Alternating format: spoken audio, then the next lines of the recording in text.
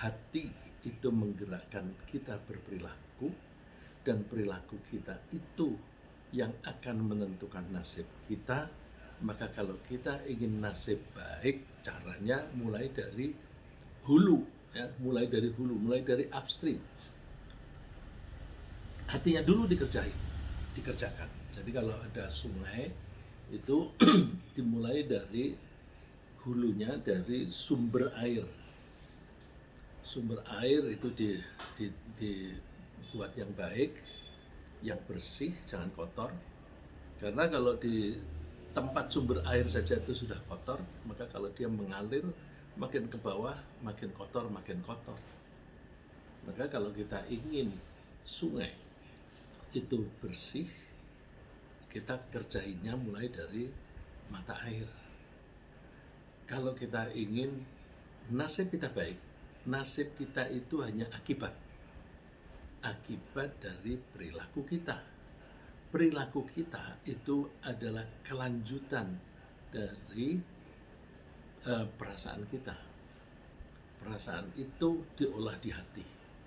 Oleh karena itu, kita perlu menjaga kebersihan hati. Bersih dari hal-hal yang menyebabkan celaka. Ya, nanti kita bahas lebih lanjut. Jadi kita insya Allah pagi ini membahas hati sehat mengantarkan ke surga. Karena hati yang sehat insya Allah akan diikuti dengan perilaku yang sehat, yang baik. Kalau perilaku baik, maka kita akan bahagia dunia dan akhirat. Kalau bahagia di akhirat itu tempatnya di surga. Maka saya meringkasnya, hati sehat mengantarkan ke surga. Kita manusia mempunyai dua bagian yang sama-sama penting, yaitu raga dan jiwa. Itu pasti. Kalau dua ini pisah namanya mati. Kalau dua ini gabung itu namanya hidup. Jadi kita yang hidup ini mempunyai dua bagian yang sama-sama penting, yaitu raga atau badan dan jiwa. Kita merasakan kehidupan yang nyaman jika dua bagian tersebut sehat. Sebaliknya, kita merasakan ketidaknyamanan atau bahkan kesengsaraan dalam hidup jika dua-duanya atau salah satu saja di antaranya itu tidak sehat. Kita menganggap badan kita sehat, itu kapan? Kapan kita menganggap badan kita sehat? Kita menganggap badan kita sehat jika semua bagian tubuh kita itu bisa berfungsi dengan baik.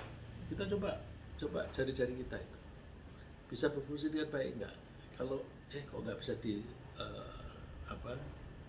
kok nggak fleksibel lagi, berarti ada penyakit di situ. Jadi kalau semua badan kita itu, semua bagian badan kita tidak ada keluhan, justru tidak ada keluhan, itu berarti sehat. Jadi sehat itu nggak ada rasa apa-apa.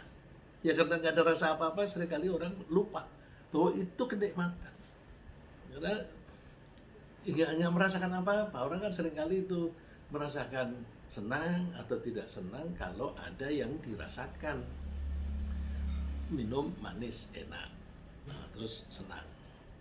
Pahit, dia nggak suka. Itu karena ada yang dirasakan. Tapi yang namanya sehat itu justru yang namanya sehat itu nggak ada dirasakan. Sendi-sendi nggak ada yang linu, nggak ada yang pegel. Kulit nggak ada yang gatal. Ya. Terus nafas lancar. Pandangan mata jelas, melihat yang jauh jelas, yang dekat jelas. Telinga bisa mendengarkan dengan baik. Itu namanya sehat. Itu badan. Bagaimana dengan jiwa? Jiwa kita itu intinya ada di hati atau perasaan kita. Jiwa kita sehat jika emosi kita berfungsi secara baik. Emosi berfungsi secara baik. Ya artinya itu kita ya bisa sedih, bisa takut, bisa senang, bisa galau, bisa putus asa. Jadi kalau bisa semua itu berarti emosi kita normal. Coba kalau ada orang ditakut-takuti, misalnya itu disodori pedang, terus dia tidak merasa ada ancaman, nggak normal itu, nggak normal. Jadi kalau ada sesuatu yang mengancam, dia mesti takut. Kalau nggak takut, nggak normal. Nah, kalau emosi kita itu bisa berfungsi dengan baik, terus kemudian tidak ada yang menyebabkan emosi itu menjadi kacau. Misalnya dikasih kesehatan, dia merasa bosan. Lah, dikasih sehat kok bosan, kemudian dia cari-cari yang bahaya-bahaya, nyetir yang kenceng ngebut-ngebut begitu. Nah, itu katanya adrenalinnya keluar lalu punya semangat. Tapi itu bisa mengancam jiwanya. Jadi emosi itu sehat bila bisa berfungsi dengan baik dan tidak ada hal-hal yang menyebabkan kacaunya itu. Kacaunya lagi misalnya kalau orang lain mendapatkan kenikmatan, mendapatkan bonus yang besar, kemudian dia iri, bahkan dengki, terus menuduh-nuduh, ini tidak sehat, perasaannya tidak sehat, karena orang lain itu dia mempunyai karya sendiri, punya semangat sendiri, punya record sendiri, kemudian mendapatkan bonus, ya wajar. Kok dia yang sewot? Nah, itu berarti tidak waras, emosinya itu ada gangguan. Nah, qalbun salim itu yang bebas dari itu semuanya. Emosi berjalan dengan baik, berfungsi dengan baik, kemudian tidak ada hal-hal yang menyebabkan orang itu menyimpang dalam hal perasaan. Ya.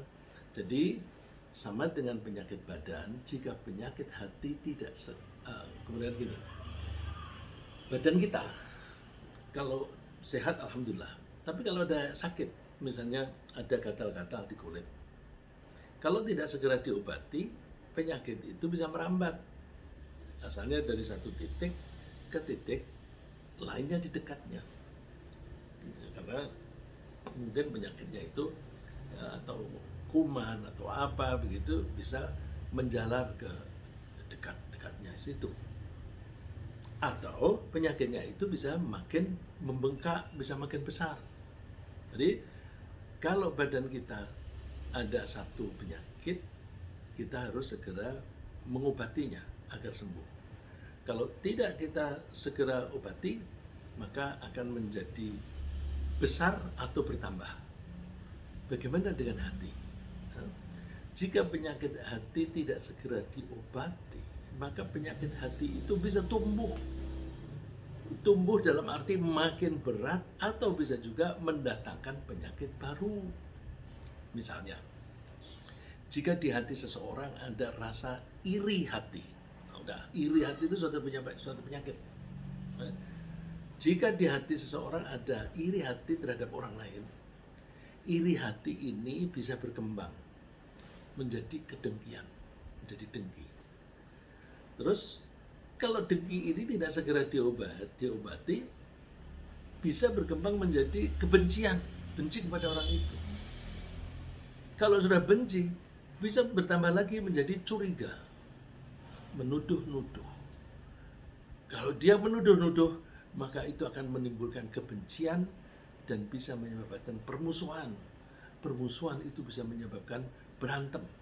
Nah, berantem itu resiko paling besar adalah bunuh-membunuh. Jadi hati-hati dengan penyakit badan maupun penyakit hati. Yang relevan pagi ini kita bahas adalah penyakit hati. Kalau ada penyakit sekecil apapun, cepat berantas supaya hilang, tidak berkembang, tidak tumbuh. Allah memberikan gambaran fi qulubihim maradun fazadahumullahu marada walahum adzabun alimun bima kanu yakdzibun.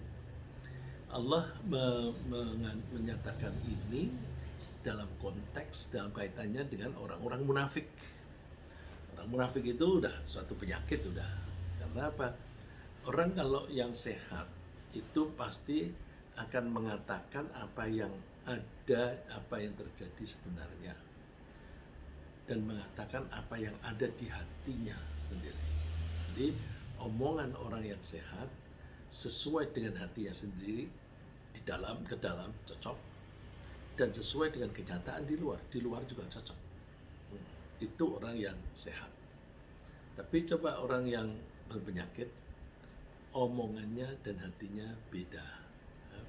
Nah, ini kalau ada bibit-bibit penyakit semacam itu, kalau tidak segera diobati seperti orang-orang munafik, fazadahumullahu maradha, maka Allah menambah penyakit itu. Kalau dibilang Allah menambah, itu artinya Allah akan membuat mekanisme yang mekanisme itu menyebabkan penyakitnya menjadi bertambah. Nah, resikonya rasakan sendiri. Walahum adzabun alimum bima kanu yakdibun. Mereka akan mendapatkan siksaan yang pedih dikarenakan mereka suka berdusta. Tidak ada kata dunia akhirat.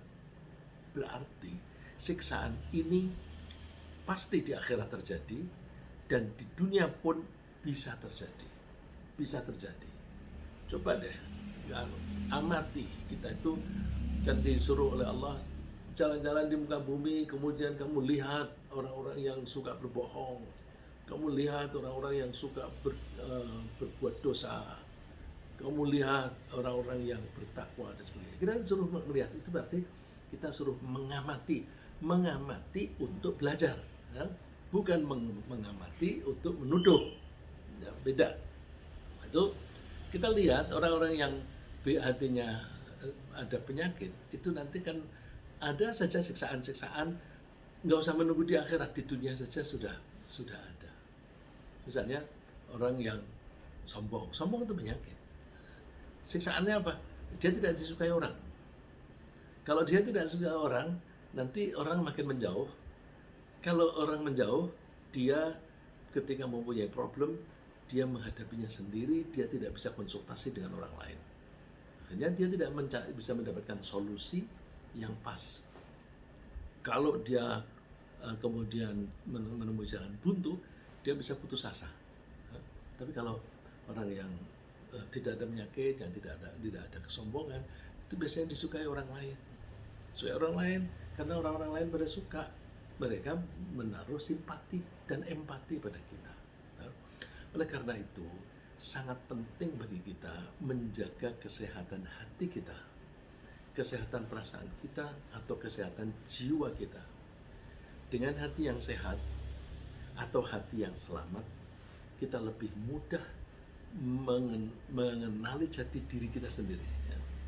Mengenali jati diri sendiri itu penting, ya. Karena kalau kita tidak mengenali jati diri kita sendiri, kita tidak bisa memposisikan kita ketika kita bergaul dengan orang lain. Ketika bergaul dengan orang yang di atas kita mesti menghormati.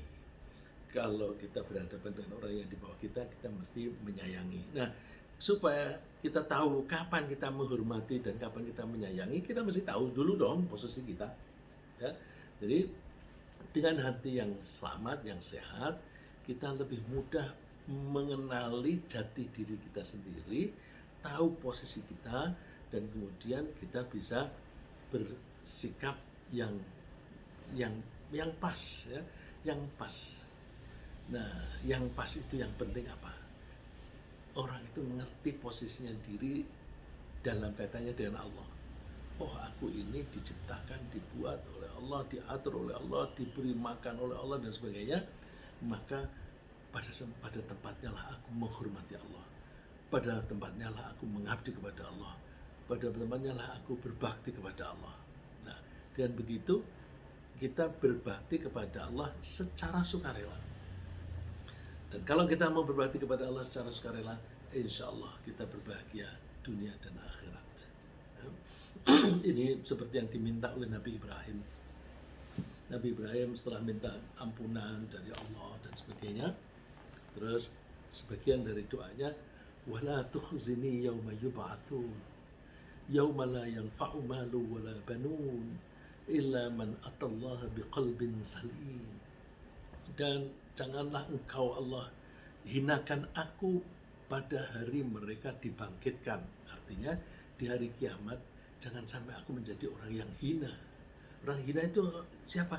Orang yang disiksa, orang yang dimasukkan ke neraka, itu kan hina.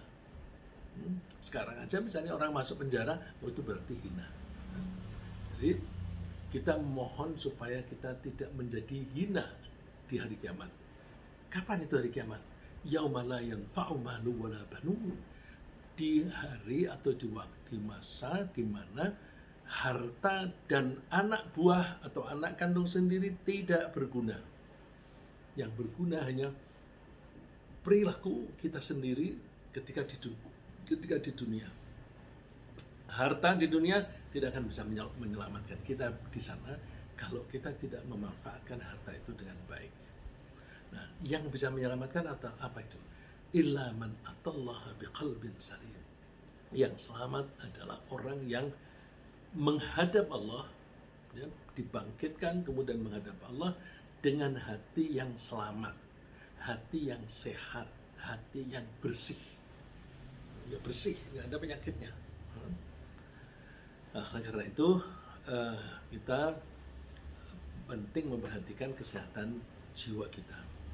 Ayat tadi menunjukkan betapa pentingnya kesehatan hati dalam kaitannya dengan keselamatan dan kebahagiaan kita, terutama keselamatan dan kebahagiaan di akhirat. Lalu apa kaitannya antara kesehatan hati dan keselamatan kebahagiaan kita? Begini, di hati kita berkembanglah bermacam-macam emosi. Ada sedih, takut, cinta, senang, benci, marah, dan sebagainya. Banyak sekali emosi. Sayang, banyak di antara kita itu tidak mengenali emosi kita sendiri. Yang emosi itu kemudian mendorong kita untuk melakukan sesuatu. Jadi, dengan adanya emosi, kita terdorong untuk berbuat sesuatu. Contohnya misalnya gini, orang yang sedih. Sedih itu mendorong kita untuk mencari ganti dari sesuatu yang telah hilang. Coba kalau kita senang dengan duit, maka duit itu kalau hilang kita sedih. Terus kita berusaha mencari gantinya. Kalau seseorang kehilangan suami atau istri, sedih. Nanti dia ingin mencari gantinya supaya kesedihan itu hilang. Itu sedih. Misalnya rasa takut. Rasa takut itu mendorong kita untuk menghindari sesuatu yang mengancam. Begitu ada sesuatu yang mengancam, kita menghindari. Bayangkan, kalau tidak ada rasa takut, kita nanti ada bahaya datang, kita diam aja. Kita diam aja, lalu ya, kita terkena itu. Rasa cinta, ya, perasaan cinta, itu juga mendorong kita untuk mendekat dan menurut. Mendekat dan taat. Ya. Rasa benci mendorong kita untuk menjauh. Jadi kalau diumpamakan sebagai aliran air di sungai, emosi itu adanya di hulu dan perilaku itu adanya di hilir. Ya, kalau kita ingin sungai atau yang di bawah itu bersih, kita bersihkan di atas. Jika air di hulu kotor, maka kemungkinan besar air di hilir itu akan kotor pula. Oleh karena itu, Allah menilai seseorang itu berdasarkan hatinya dan perilakunya. Ya, kalau Allah menilai kita bukan dari gantengkah, cantikkah, gagahkah, bukan dari situ. Tapi yang dilihat hatinya kayak apa dan apa pengaruh hati itu terhadap perilakunya. Maka itu dinilai oleh Allah. Rasulullah SAW bersabda, Inna Allah la yanzuru ila ajsadikum wala ila suwarikum walakin yanzuru ila qulubikum wa a'malikum. Allah tidak melihat. Tidak melihat ini artinya Allah tidak menilai ila ajsadikum, jasad kalian atau badan-badan kalian, atau surah itu penampilan. Enggak, tidak dari badanmu atau dari penampilanmu, tapi Allah melihat ke qalbumu, ke hatimu, wa a'malikum, dan perilakumu. Ya. Karena itu kita perlu memperhatikan itu. Di bagian awal tadi dikatakan bahwa jiwa atau hati kita sehat jika emosi kita berfungsi dengan baik dan tidak ada keluhan tentang ketidaknyamanan perasaan. Ya, ketidaknyamanan perasaan. Lalu apa tanda-tanda yang mengindikasikan sehat hati itu? Para ulama menengarai beberapa tanda untuk mengenali sehat hati sebagai berikut. Ya. Tapi sebelum saya melanjutkan, saya mencoba menggunakan pendekatan yang interaktif